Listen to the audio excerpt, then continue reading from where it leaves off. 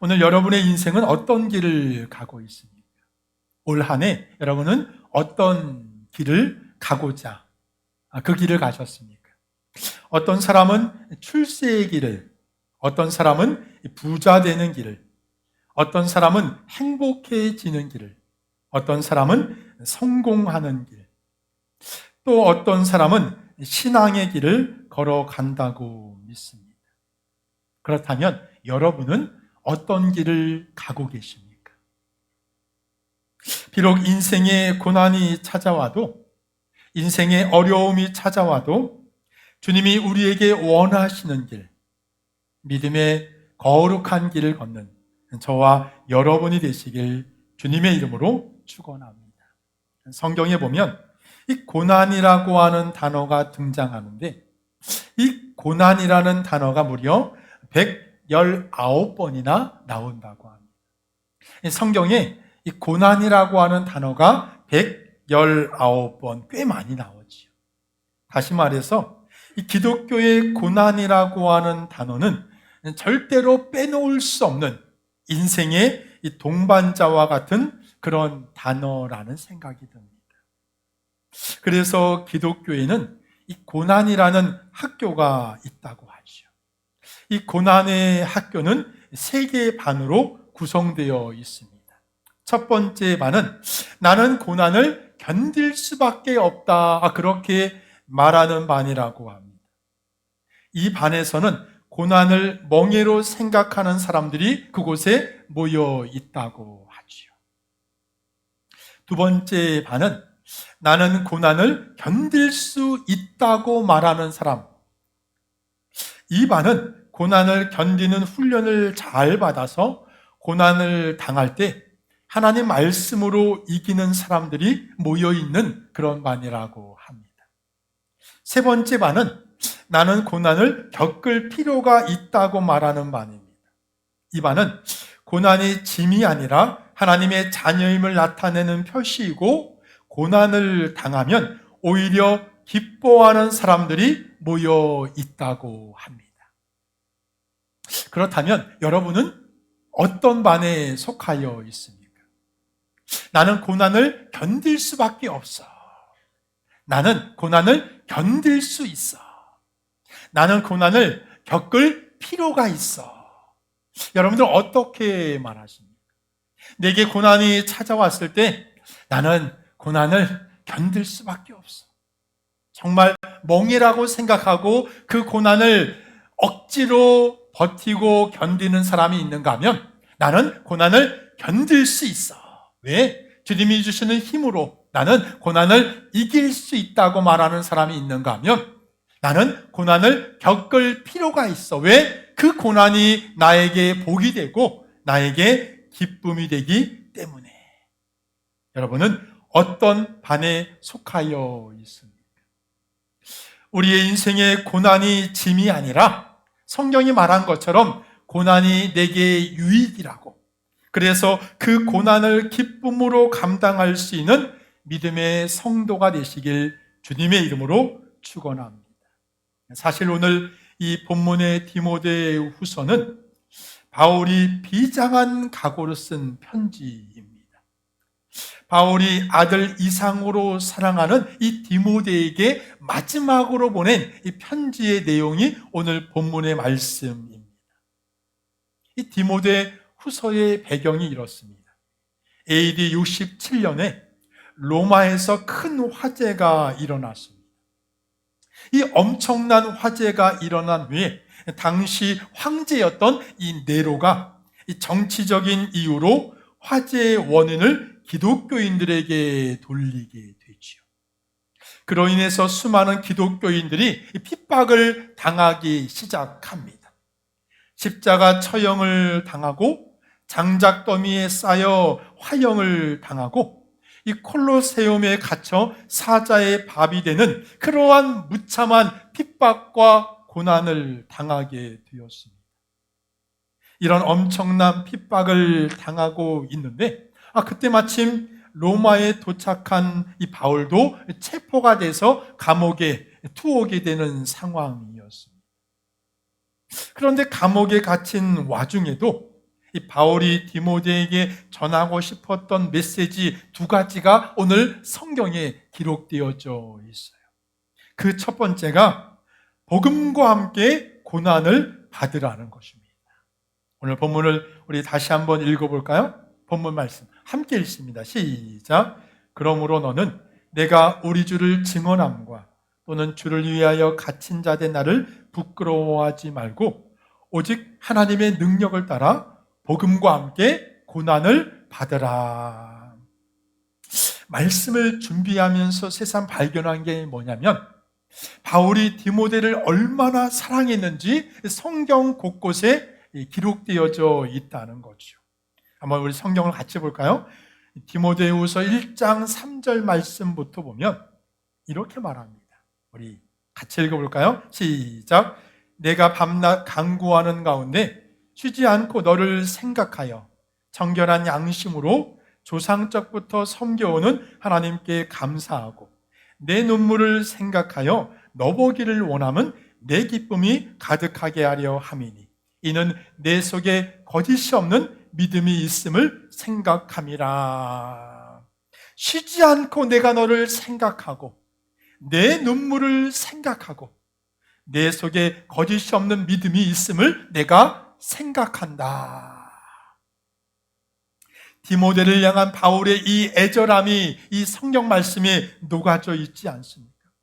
지금 감옥에서조차 쉬지 않고 내가 너를 보고 싶다고, 내가 너를 보는 것이 나의 기쁨이라고, 한 번만이라도 내가 너를 보는 것이 내 마음의 소원이라고, 얼마나 아름다운 관계인지 모르겠습니다. 오늘 저와 여러분, 우리 목자와 성도의 관계, 우리 예담에서는 목자와 성도의 관계, 또 교회에서는 목사와 성도의 관계, 우리 모든 관계가 오늘 바울과 디모데의 관계, 그 이상의 아름다운 관계가 되길 주님의 이름으로 축원합니다. 얼마 전 뉴스에 보니까 이 중국의 한 농장에서 어미곰과 새끼곰을 잡아다가 철장에 가둬놓은 것을 보았습니다. 그리고 쇠사슬에 묶어놓고는 이 새끼곰의 쓸개에 호수를 꽂아 그 쓸개즙을 뽑아내는 장면이었습니다. 얼마나 잔인한 모습입니까? 그 쓸개즙을 뽑아내자 새끼곰은 견딜 수 없는 고통으로 호소를 하며 울부짖는 겁니다. 이를 지켜보던 어미가 도저히 견딜 수 없었던지 죽을 힘을 다해 자신의 갇혀있던 철장을 부수고 새끼곰에게 달려갑니다. 어미는 새끼곰의 쇠사슬을 끊으려고 온 힘을 다하지만 끊어지지를 않아요. 그때 이 어미가 새끼곰을 끌어안고는 그 새끼곰을 질식사를 시킵니다. 더 이상 자식의 고통을 볼 수 없었던 거죠. 이게 바로 부모의 마음이라 믿습니다. 예전에 베스트셀러로 이 독자들의 마음을 눈물로 적셨던 소설이 하나 있습니다. 바로 이 가시고기라고 하는 소설이죠. 이 가시고기는 엄마 물고기가 알을 낳고 먼저 떠나면 이 아빠 물고기가 생명을 걸고 그 알들을 지킵니다. 마지막에는 아빠 물고기가 자신의 몸까지 새끼들의 먹이로 내어주며 그 생을 마감하게 되죠. 이 소설에 보면 어느 가정의 10살 된 아들 이 다우미에게 백결병이 찾아옵니다. 엄마는 아이 곁을 떠났고 아빠가 홀로 아이의 병을 고치려고 혼신의 노력을 다합니다. 그런데 가장 큰 문제는 바로 병원비였습니다. 그 문제를 해결하려고 아빠는 양심을 파는 길을 써보지만 뜻대로 되지가 않습니다. 결국 아빠는 자신의 신장을 팔기로 결심하고 병원에서 검사를 받다가 자신도 간암 말기 진단을 받게 되죠. 자신의 간암과 아들의 백혈병 사이에서 당연히 아빠는 아들을 선택합니다. 힘들어할 아들의 골수 이식을 옆에서 지켜주기 위해 자신의 치료를 포기하죠. 자식을 사랑하는 이 아빠의 마음이 이 소설에서 그대로 전해지고 있습니다. 그런데 오늘 본문의 바울은 이 사랑하는 디모데에게 뭐라고 말합니까? 감옥에서조차 보고 싶어 했던 디모데에게 잘 살아라, 아프지 마라, 건강해라, 그렇게 말하지 않고 이렇게 말합니다. 고난을 받으라. 사랑하는 디모데에게 고난을 받으라고 하는 이 말이 앞뒤가 맞지 않는 그런 말 아닙니다. 어떻게 이것이 가능할까? 오늘 바울이 사랑하는 디모데에게 고난을 받으라고 한 이 진짜 이유가 뭔지를 우리가 함께 생각해 보기를 원합니다. 첫째로, 주님께서 그 길을 원하셨기 때문이라는 거예요. 바울이 옥중에서 눈물로 쓴 편지가 또 하나 있습니다. 빌립보서 2장 5절에서 8절에 보면 우리 주님의 그 아름다운 사역을 이렇게 이야기를 하고 있습니다. 우리 같이 읽어볼까요? 함께 읽습니다. 시작. 너희 안에 이 마음을 품으라. 곧 그리스도 예수의 마음이니 그는 근본 하나님의 본체시나 하나님과 동등됨을 취할 것으로 여기지 아니하시고 오히려 자기를 비워 종의 형체를 가지사 사람들과 같이 되셨고 사람의 모양으로 나타나사 자기를 낮추시고 죽기까지 복종하셨으니 곧 십자가에 죽으심이라. 우리 예수님께서 하신 일이 얼마나 많습니까? 가나온 잔치에서 물로 포도주를 만드시고 수많은 병자들을 고치시고 귀신 들린 자의 귀신을 쫓아내 주셨습니다. 수많은 일을 감당하셨습니다. 그런데 주님의 하신 일을 딱 한 가지로 요약한다면 오늘 말씀에 이렇게 말합니다. 십자가에 죽으십니다. 어쩌면 주님의 그 모든 사역을 다 함축한 것, 그것이 바로 십자가에 죽으심이라 이 말씀이 아닐까. 그런데 이 고난의 길을 걸어가셨던 주님께서 그 십자가 일을 보여주셨을 뿐만 아니라 우리도 그 길을 가라고 오늘 말씀하고 계신다는 거예요. 마태복음 7장 14절에 이렇게 말씀하십니다. 생명으로 인도하는 문은 좁고 길이 협착하여 찾는 자가 적음이라. 많은 사람들이 찾는 넓은 길로 가지 말고 좁은 길, 십자가의 길을 우리에게 가라고 말씀하고 있다는 거죠. 오늘 주님께서 우리에게 요구하시는 것이 뭡니까? 우리가 하나님의 자녀라면 우리가 마땅히 십자가의 길, 피할 수 없는 그 십자가의 길을 우리가 가라고 오늘 말씀하고 있는 것입니다. 저와 여러분, 우리가 그 십자가를 피하는 것이 아니라 당당히 그 십자가 지고 가는 하나님의 거룩한 자녀가 되시길 주님의 이름으로 축원합니다. 어떤 교회 청년부에 늘 조용히 예배만 드리던 두 사람, 한 남자 청년과 한 여자 청년이 있었습니다. 서로를 잘 알지는 못했지만 이상하게도 늘 같은 자리에서 앉아 예배를 드리게 되었습니다. 이 여자 청년은 늘 기도할 때 아주 진지했다고 합니다. 기도 제목을 적을 때도, 기도 모임에서 기도할 때도 아주 진심이 느껴질 정도로 그렇게 기도를 열심히 했습니다. 그래서 사람들은 그녀를 보고 기도라는 별명을 붙여 주었다고 합니다. 그런데 이 남자 청년은 좀 달랐습니다. 말이 많지는 않았지만 누가 기도하면 꼭 옆에서 조용히 그러나 분명하게 이 아멘이라고 화답을 하는 그런 청년이었습니다. 누군가 힘들다고 고백하면 말보다 먼저 고개를 끄덕이며 함께 울어주고 누군가 소망을 말하면 아멘, 하나님께서 그렇게 하실 것이라고 그렇게 말해주는 청년이었습니다. 그래서 사람들은 그에게 아멘이라는 별명을 붙여주었다고 합니다. 어느 날 교회에서 청년부 소그룹 모임이 열렸는데 서로 어색한 분위기 속에서 자기 소개를 하게 되었습니다. 먼저 이 자매가 이렇게 말합니다. 저는 사람들이 기도라고 불러요. 제가 기도를 잘해서가 아니라 기도 말고는 제가 할 줄 아는 게 아무것도 없기 때문에 저에게 기도라고 부릅니다. 사람들이 아주 조용했어요.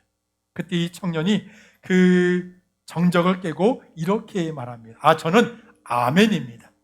기도가 있으면 저는 꼭 응답이 있다고 믿습니다. 그랬더니 사람들이 웃는 거예요. 왜? 기도, 아멘. 기도와 응답이 있는 두 청년의 모습을 보고 사람들이 묘한 따뜻함을 느끼게 되었다는 것입니다. 그날 이후 이 두 사람은 함께 기도하기 시작했습니다. 기도가 길어질 때도, 기도 응답이 더딜 때도 한 사람은 포기하지 않고 기도했고 한 사람은 낙심하지 않고 아멘이라고 기도를 도와주었다고 합니다. 어느 날 자매가 이렇게 말하는 겁니다. 기도는 혼자서도 할 수 있지만 아멘이 없으면 너무 외로울 것 같아요. 그랬더니 이 형제가 미소를 지으며 이렇게 답을 하는 겁니다. 그래서 하나님이 기도 옆에 아멘을 붙여주신 것 아닐까요? 그렇게 서로가 기도의 사람으로 그렇게 살아가는데 시간이 흘러 두 사람이 피할 수 없는 우리는 운명의 사람이다. 그렇게 생각을 하여 결혼을 하게 되었다고 합니다. 그렇습니다. 성도에게 이 십자가는 피할 수 없는, 정말로 거절할 수 없는 숙명의 길이라고 믿습니다. 그래서 우리가 좁은 길, 우리가 갈 수 있는 믿음의 성도가 되어야 합니다. 십자가의 길을 우리가 포기하지 않고 그 길을 걸어갈 때 하나님께서 그 안에서 놀라운 축복의 은혜를 우리에게 부어주신다는 거죠. 오늘 바울이 그토록 사랑하는 디모데에게 말합니다. 고난을 받으라고 말합니다. 그 고난의 길을 걸어가라고 말합니다. 왜? 그 길에 하나님의 놀라운 하나님의 은혜가 있고 그 길을 하나님께서 우리에게 원하시고 있기 때문이라는 거죠. 왜 우리가 이 고난을 받아야 되는가? 두 번째로는 그 길이 행복의 길임을 알았기 때문이라는 것입니다. 사람들은 감옥에 있는 바울에게 얼마나 힘드십니까? 얼마나 고생이 많으십니까? 그렇게 말하지만 실제로 바울 자신은 그 길이 기쁨의 길이었다는 거죠. 자신에게 수많은 고통과 어려움이 있었지만 그럼에도 불구하고 그에게 놀라운 기쁨의 길이 있었다는 것입니다. 왜 그 길이 기쁨의 길인가? 바울이 이렇게 고백을 합니다. 우리 한번 성경을 같이 볼까요? 빌립보서 3장 13절, 14절 말씀. 우리 같이 읽어봅니다. 시작. 형제들아, 나는 아직 내가 잡은 줄로 여기지 아니하고 오직 한 일 즉 뒤에 있는 것은 잊어버리고 앞에 있는 것을 잡으려고 푯대를 향하여 그리스도 예수 안에서 하나님이 위에서 부르신 부름의 상을 위하여 달려가노라. 바울이 복음을 위해 수고하고 애쓴 그 대가가 뭐냐? 바로 부름의 상을 위해서 그가 달려간다는 것입니다. 내년 우리 새해 우리 교회 약속의 말씀이 바로 부름의 상을 위하여 달려가자. 우리가 주 안에서 수고한 모든 그 대가가 끝나는 것이 아니라 반드시 하나님께서 그 부름의 상을 우리에게 허락해 주신다는 거죠. 그래서 바울은 지금 그런 엄청난 고난과 고통을 당하지만 그가 기뻐할 수 있었던 것은 그가 바라고 기대하는 소망이 있었다는 것입니다. 그것이 뭡니까? 부름의 상을 내가 기대하고 있다는 것이요. 그렇다면 이 부름의 상이 뭘까? 이 부름의 상을 구체적으로 우리가 설명할 수 있는 말씀이 있어요. 로마서 8장 17절 말씀. 우리 같이 읽어볼까요? 우리가 고난 가운데 어떤 상이 있는가 함께 읽습니다. 시작. 자녀이면 또한 상속자 곧 하나님의 상속자요. 그리스도와 함께한 상속자니 우리가 그와 함께 영광을 받기 위하여 고난도 함께 받아야 할 것이니라. 그 고난과 함께 받을 영광이 뭐냐? 이어지는 18절 말씀에 이렇게 말합니다. 생각하건대 현재 고난은 장차 우리에게 나타날 영광과 비교할 수 없도다. 이 고난과 함께 우리가 받을 그 무엇? 영광, 그 영광의 놀라운 삶이 우리에게 준비되어 있다는 거지요. 그래서 바울은 지금 감옥에 갇혀서 그가 고통 가운데, 고난 가운데 있을지라도 장차 우리에게 주실 그 놀라운 부흥의 상, 이 영광의 거룩한 삶을 그가 기대하고 있기 때문에 지금 당하는 이 길이 고난의 길이 아니라 그에게 기쁨의 길이 되더라는 거죠. 우리가 부르는 복음성가 가운데 이런 가사가 있습니다. 주님 다시 오실 때까지 나는 이 길을 가리라. 이 길이 어떤 길입니까? 우리가 주님과 함께 가는 그 길은 좁은 길이요, 십자가 없이는 갈 수 없는 길입니다. 그런데 그 길을 왜 가야 합니까? 복음성가 가사가 이렇게 말합니다. 나의 가는 이 길 끝에서 나는 주님을 보리라. 영광의 내 주님 나를 맞아 주시네.